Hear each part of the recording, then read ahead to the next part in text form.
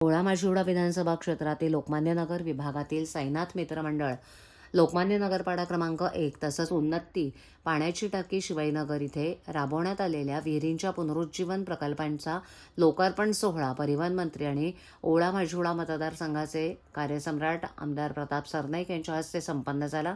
या ठिकाणी आरो प्लांटमुळे नागरिकांना आता शुद्ध पाणी उपलब्ध झाले। सध्याच्या वाढत्या शहरीकरणामुळे आणि भूजल पातळीतील घट लक्षात घेता जुन्या विहिरींचं पुनरुज्जीवन करणं ही काळाची गरज आहे। या प्रकल्पांतर्गत विहिरींची स्वच्छता, दुरुस्ती, गाळ काढणं, पाणीसाठा वाढवणं तसंच पावसाचं पाणी साठवण्याची व्यवस्था करण्यात आली आहे। त्यामुळे पावसाळ्यातील भूजल पातळी वाढण्यास मदत होणार आहे। या उपक्रमामुळे स्थानिक नागरिकांना वर्षभर पाण्याची उपलब्धता अधिक स्थिर राहणार असून टँकरवरील अवलंबित्व कमी होण्यास मदत होईल। या कार्यक्रमाप्रसंगी शिवसेना ठाणे शहर प्रमुख आणि नगरसेवक राजेंद्र पाठक, नगरसेवक राकेश शिंदे, नगरसेविका शीतल डमाले, सुलेखा चव्हाण, जयश्री डेव्हिड, शिवसेना विधानसभा सचिव संदीप डोंगरे, विभाग प्रमुख भगवान देवकाते, रामचंद्र गुरव उपस्थित होते। यावेळेला परिवहन मंत्री प्रताप सरनाईक यांनी प्रसारमाध्यमांशी बोलताना अधिक माहिती दिली।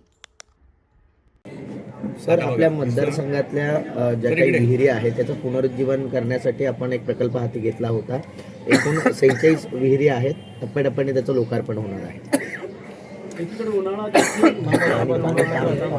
देखील कडाक्याचा उन्हामुळे अनेक लोकांना पाण्याचा वाट्यासाठी प्रयत्न करावा लागतो आणि ठिकाणी पाणी देखील लागतं। प्रामुख्यानं ओळा माजिवडा विधानसभा मतदारसंघामध्ये ज्या विहिरी आहेत त्या बहुतांश विहिरी ह्या अतिशय घाण झाल्या होत्या।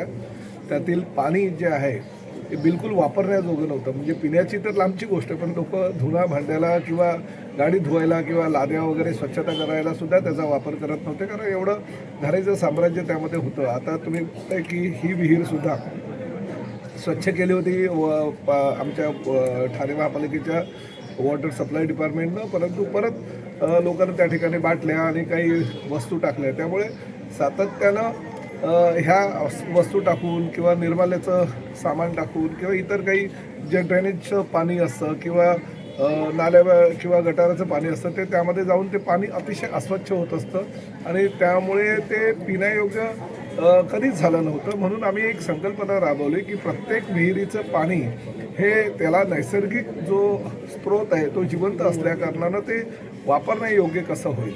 आणि त्यामुळे एकनाथ शिंदे साहेब राज्याचे मुख्यमंत्री असताना मी एक प्रपोजल त्यांच्याकडे दिलं, जे आमच्या ठाणे महापालिकेच्या आणि मीरा भाईंदरच्या वॉटर सप्लाय डिपार्टमेंटनं माझ्याकडे दिलं होतं आणि त्या माध्यमातून ते प्रेझेंटेशन दिल्यानंतर शिंदे साहेबांनी ठाणे आणि मीरा भाईंदरच्या सगळ्या विहिरीचं सुशोभीकरण करणे, पुनरुज्जीवन करणे, ते जे पाणी आहे त्यामध्ये ते वापरण्यायोग्य करणे किंवा पिण्यायोग्य करण्यासाठी 50 कोटीचा निधी उपलब्ध करून दिला।